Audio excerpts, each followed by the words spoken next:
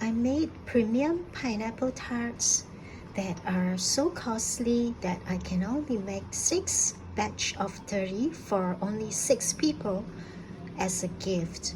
These balls are quite big, but I use a very difficult to handle recipe with 70% butter.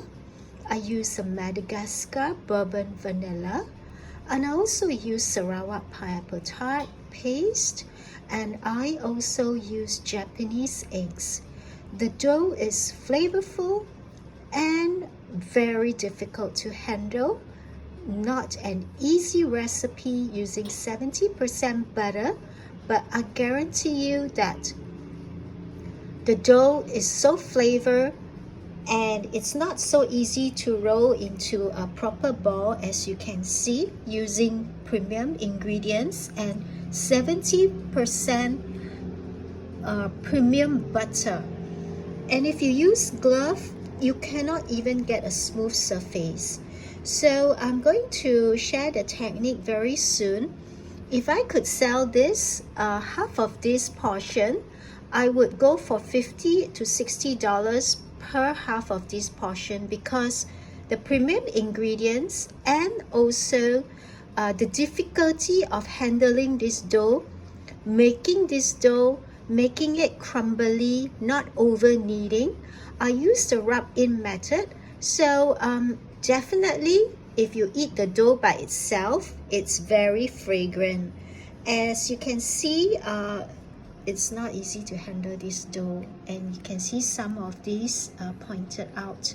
Even I'm using hand, it is very difficult. So very rare people will use 70% butter, but if you really want to eat pineapple tarts really, so I suggest that I love the 70% butter. 62% is still not good enough when you pop into the mouth. When you pop this tart into the mouth, your mouth would have a perfume of bouquet, like a big explosion of bouquet. It will just be so good with the Sarawak pineapple tart. Let's look at 70% dough. The ball is still intact, right? Didn't flatten. Some is light because I took very long time to rotate the dough. So I don't also want too brown, because I want it soft and crumbly at the same time. So this time I changed the temperature. My ball didn't crack so much, which is good for me because I don't want to crack. So I assume this one is either the butter or I didn't mix the butter fully properly because I use by hand.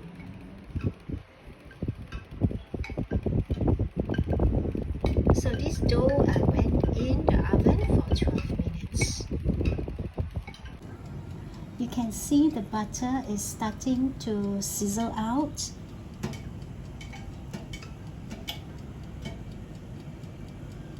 So this is going to cook the dough.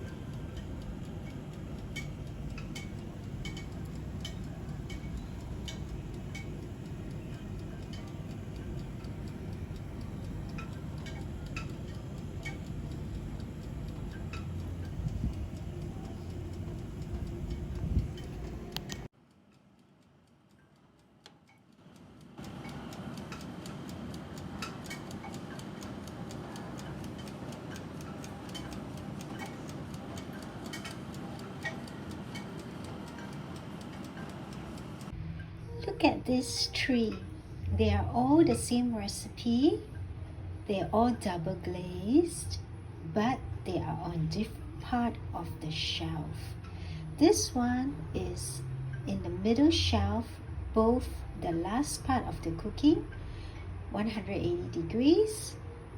This one is not so brown, but this one is the nicest with the nicest color. So the second part of the cooking is on the bottom shelf, and the oven coil is right on top.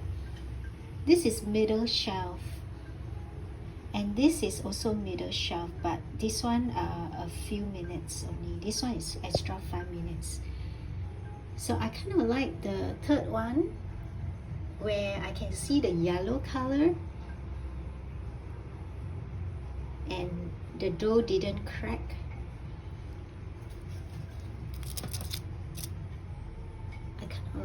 I kind of like this one the best. So that means you half bake the dough and then in the middle shelf, and then after that you put on the lowest bottom shelf.